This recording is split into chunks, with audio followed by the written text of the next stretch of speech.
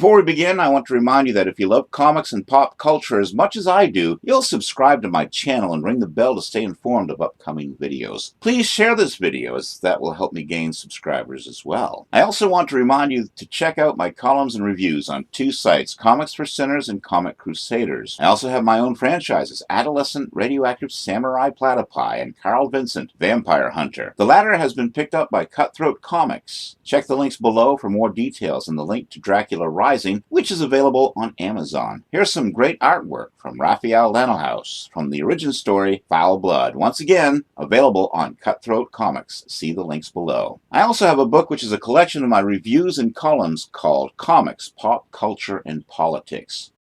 You can also find t-shirts and posters on Teespring. Again, check the links below for all Carl Vincent Vampire Hunter merchandise. And now, on with the show, this is it. Thank you, Kevin. Let her stay with him. Watch him rise and shine for this poor beggar. Yeah! Made it! Turn me loose. Roll up your sleeve, cripple.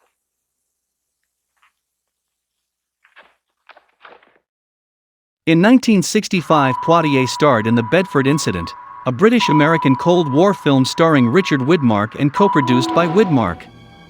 The cast also features Eric Portman, James MacArthur, Martin Balsam, and Wally Cox, as well as early appearances by Donald Sutherland and Ed Bishop. The screenplay by James Poe is based on the 1963 novel by Mark Raskovich. The United States Navy destroyer USS Bedford is underway in the Greenland, Iceland, and United Kingdom Gap. The Bedford suddenly detects a Soviet Navy submarine nearby, off the coast of Greenland.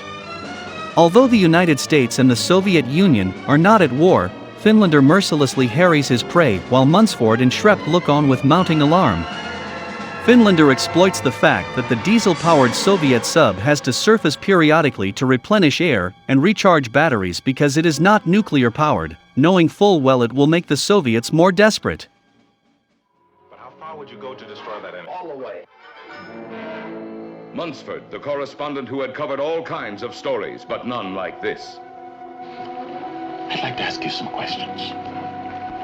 For your story? No, off the record, for me. For instance, what is going on? The key links in the chain of command that must hold out through the hell they call the Bedford Incident. Ensign Ralston, waiting for the order no man wants to take. Kreffel at the sonar, hearing what he couldn't believe. The doctor, who knew the 1,000 shapes of danger, but had never seen danger like this.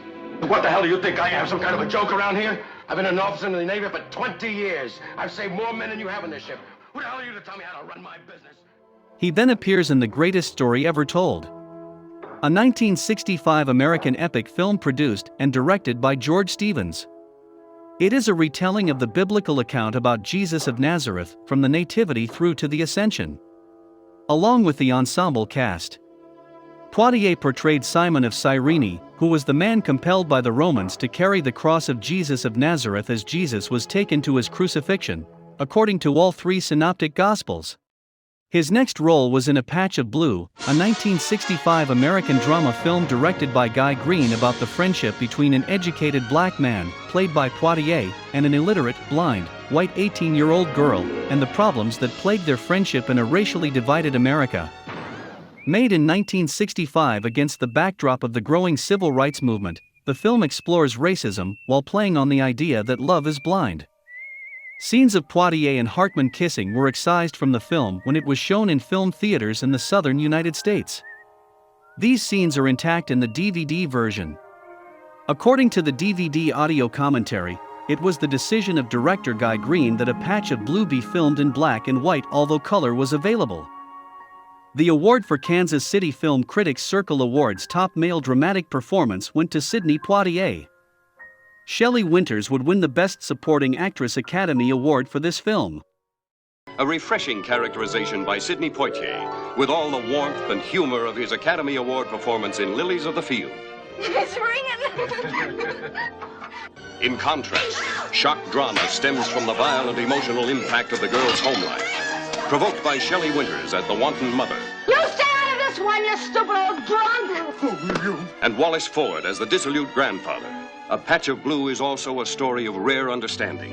You cannot go on living the way you are. It's a dark age story. I don't know what else I can do. Well, there must be some way. A film with something to say, and it says it with humor, mounting excitement, gripping suspense, and unforgettable entertainment.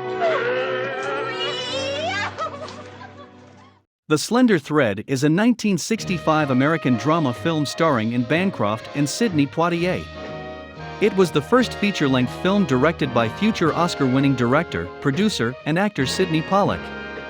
Poitier portrays Alan, a college student who is volunteering at Seattle's then-new crisis clinic, a suicide prevention hotline.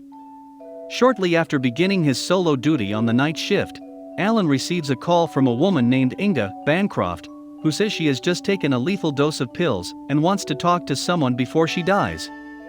The storyline follows the efforts of Alan, a psychiatrist, Telly Savalas, and a detective, Ed Asner, to locate Inga and her husband Mark, Stephen Hill, who is on a local fishing vessel. Various flashback scenes depict the events that led Inga to make the attempt on her life. The film was inspired by a Life magazine article by Shauna Alexander about actual events. The film is set in Seattle and includes scenes shot on location, as well as an opening tracking aerial shot of Seattle circa 1965. I just want somebody to tell me what's happening to me. I'm not going to judge you, Inga. I can't. I wish I'd met you under different circumstances. Just tell me where you are, and I'll jump in my car, and I'll be right over there. The slender thread that leads to a night rarely, if ever, surpassed in suspense. She's in a motel. 200 rooms. Kick down the doors. Tear the place apart. Find her. It takes time.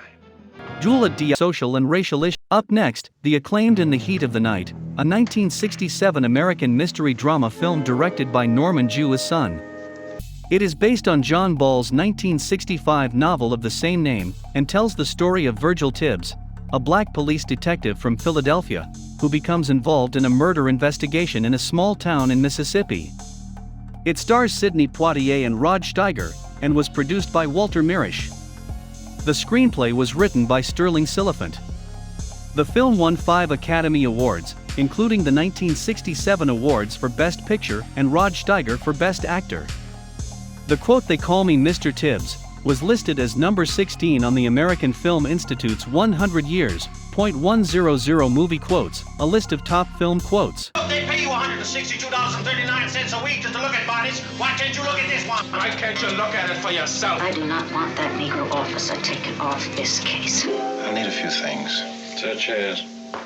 Ammonium hydrosulfide, benzidine, superoxide of hydrogen, copper powder, distilled water, calipers, and some toothpicks. Why won't anybody here tell me what's happened to him? Are you sure you're pregnant? Yes, I am pregnant. I can pull that fat cat down. I'm afraid you're a little late, Virgil. We already got the guilty man. May I examine this prisoner? Yeah, you can look at him. Come on, let him look. He's left-handed, isn't he? What's that make him? Innocent. I got the motive, which is money, and the body, which is dead. You're holding the wrong man. But don't you push me, boy! They call me Mr. Tibbs. The film also appears on AFI's 100 Years, .100 movies, a list of the 100 greatest movies in American cinema. Wealthy industrialist Philip Colbert moves to Sparta, Mississippi, to build a factory. Late one night, police officer Sam Wood discovers Colbert's murdered body lying in the street. Wood finds Virgil Tibbs, a black man with a fat wallet, at the train station and arrests him. Police Chief Gillespie accuses him of murder and robbery, but soon learns Tibbs is a top homicide inspector from Philadelphia. Tibbs wants to leave town on the next train, but his boss suggests he stay in Sparta to help with the murder investigation.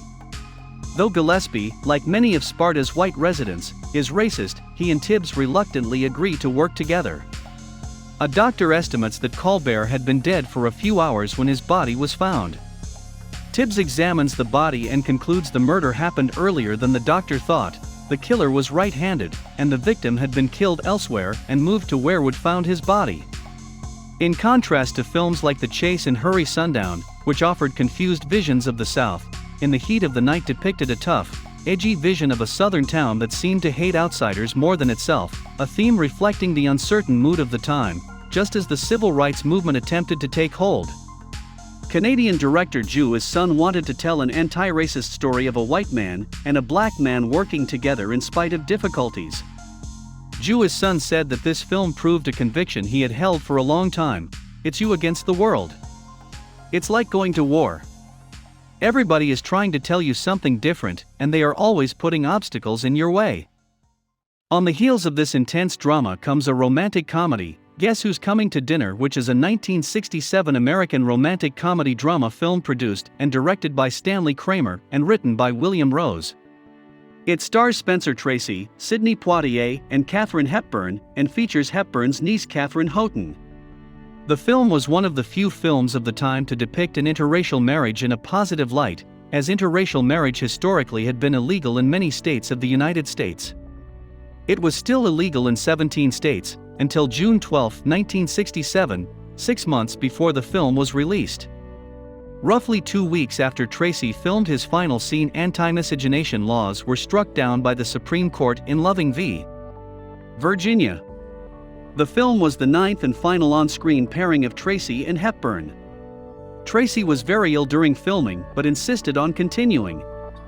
Filming of his role was completed just 17 days before Tracy's death. Hepburn never saw the completed film, saying that the memories it would evoke for her of Tracy were too emotional. The film was released in December 1967, 6 months after his death. In 1967, Joanna Drayton, a 23-year-old white woman, returns from her Hawaiian vacation to her parents' home in San Francisco with Dr. John Prentice, a 37-year-old black widower. The couple became engaged after a 10-day whirlwind romance. Joanna's parents are Matt Drayton, a successful newspaper editor, and his wife, Christina, who owns an art gallery. Though both of the Draytons are liberal-minded, they are initially shocked their daughter is engaged to a man of a different race. Christina gradually accepts the situation, but Matt objects because of the likely unhappiness and seemingly insurmountable problems the couple will face in American culture. Guess Who's Coming to Dinner was a box office hit in 1968 throughout the United States, including in southern states where it was traditionally assumed that few white filmgoers would want to see any film with black leads. The success of this film challenged that assumption in film marketing. You listen to me. You say you don't want to tell me how to live my life. So what do you think you've been doing? You tell me what rights I've got or haven't got and what I owe to you for what you've done for me? Let me tell you something. I owe you nothing. If you carried that bag 1,000,000 miles, you did what you were supposed to do. Because you brought me into this world. And from that day, you owed me everything you could ever do for me, like I will owe my son if I ever have another. But you don't own me.